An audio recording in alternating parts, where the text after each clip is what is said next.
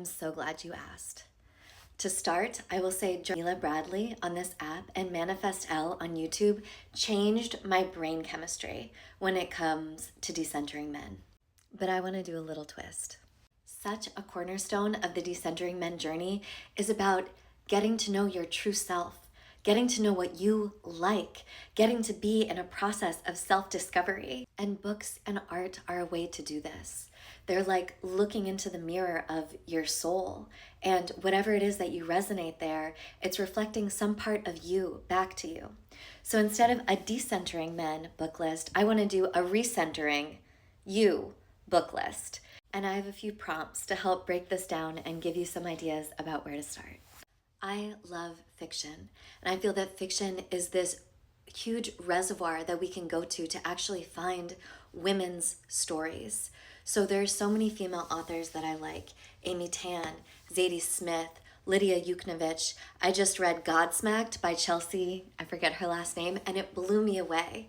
There's this place where you can go where women, there's like a revolution right now of women who are telling their stories, and they're telling these stories that have been left out of the artistic canon and the narrative for so long. And there's almost this sense in these stories that you can feel how much is not allowed within this world of men. And it's almost like through these movements in literature right now, it's coming out of the seams. I would also recommend getting into girl-coded books, things like fantasy. I love Sophie Strand, who's amazing. These things where it's like maybe the patriarchal voices in your head are shaming it or saying it's not as good. Those are what you want to give a try and see if you like it. I also love just filling my world with female artists. I have this book by Sally Mann called At 12, and she went all over the country, I think this was in the 80s, photographing girls at 12 years old, because she says this was this tremendous year where girls are in this huge coming of age.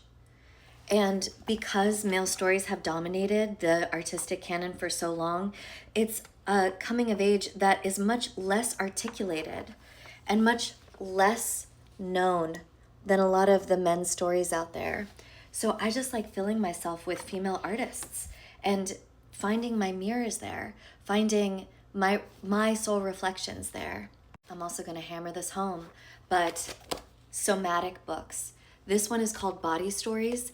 It's experiential anatomy, which is this practice where you basically lie on the ground, and through rolling and feeling and visualizations, you come to get a sense of your body in space and time.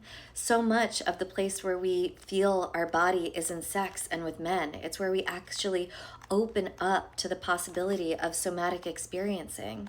And so to be able to decenter men means also being able to facilitate somatic and experiential feelings for yourself.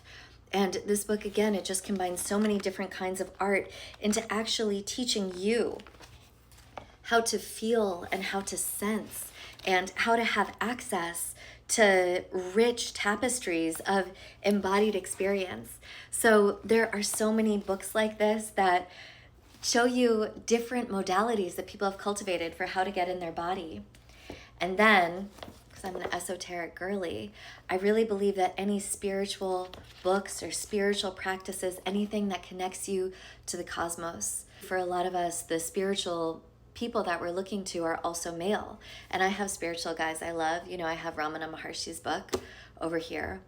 But it's also about reclaiming your own direct connection with the divine, with the God of your own understanding, with your own ability to connect to mysticism. So I got very into Kundalini yoga. Here's a book called I Am Woman. And again, this is also somatic and embodied and has all these practices you can do. I know Kundalini yoga is like a little bit of a weird cult, but it put me into a very special place in my consciousness that I love and appreciate. And then also here's another amazing book, Jan Spiller, Astrology for the Soul. She talks about the north and south node of the moon, and there is nothing like being in divine communion with the cosmos to make me feel connected to something greater, that you are an expression of the universe at the very moment that you're born, that there's a code inside you that is being played by the music of the spheres as they spin around, that we're a part of this vast cosmos that's moving. There's like literally spheres moving, spiraling through space, and that they impact us. And we know this as women, right? We feel the impact of the moon. So whatever books you like and whatever books you end up reading, let them be a recentering book list. And what recenters you might also be understanding all the ways in which you've recentered men. That's incredibly useful and incredibly helpful. And also, don't forget this part. Don't forget to enter into worlds of female artists. Don't forget to enter into your body. Don't forget to enter into the vast cosmos of something greater. And don't forget to let this be yet another arena of discovering what else there is in this wide, vast world that brings you joy and brings you into connection and brings you into yourself. My last tip is that when you're reading, also make it a vibe. Make it a vibe. Center yourself even in the act of reading. Get your favorite tea, light a candle, get in a really nice position, get a blanket that feels good in your body. Recenter yourself even in the act of reading.